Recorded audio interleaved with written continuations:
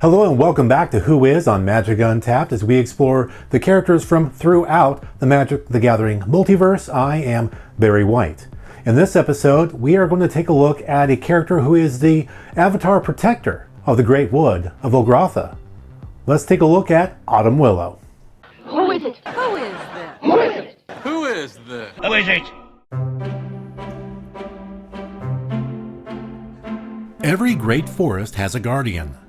These guardians, known collectively as forces of nature, serve as a protector of that forest and all that call it home. On the plain of Ulgrotha, there is a vast wooded area known as the Great Wood. Living there was a forest spirit.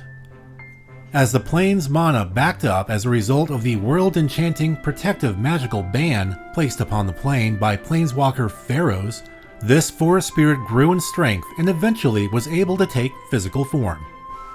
This spirit, turned corporeal, would become an entity known as Autumn Willow, protector of the Great Wood.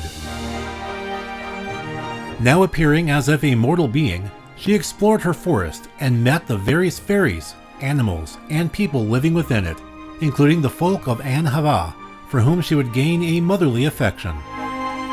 Despite this affection, though, she largely remained a neutral party amongst all who lived in her realm. That isn't to say, however, that she is without judgment, as those who displease her or trespass in her lands are often met with resistance, or, worse, consequences, such as, for example, being transmuted into lizards. As time passed, trespassers into the Great Wood increased, often in the form of goblins that came down from the nearby Kuskan Mountains in search of lumber or to poach animals there for food. To help combat this, Autumn Willow manifested additional guardians to assist her in defending her forest, such as a phantasmal hungry mist and spectral bears, the latter being considered by many as being the Willow's personal escorts. She also created lesser avatars, known among the Anhava as Daughters of Autumn, who also appear in and around the Great Wood in a physical, human-like form. They fight to defend the innocent and even for nature itself. Still, not all outsiders were unwelcomed in the Great Wood. Traders and travelers were allowed to traverse the area unscathed, so long as they respected the forest. Those intent on war or stealing resources from the area, though, were rarely heard from again.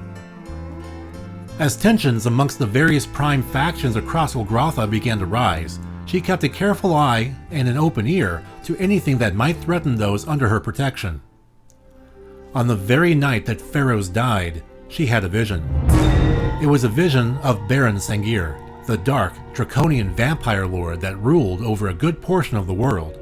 He was leading an imposing army through the ancient Dwarven Gate, a sort of interplanar portal that lay beneath Castle Sangir.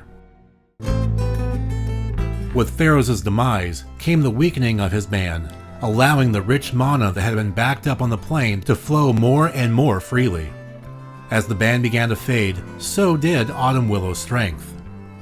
Due to this, Autumn Willow felt she had but two choices: to reset the plane's mana channels and bring the plane back to life, though likely at the cost of the elimination of all living creatures within the homelands, or do nothing and witness the power of the land fade until both she and the land itself withers, until it ceases to exist entirely.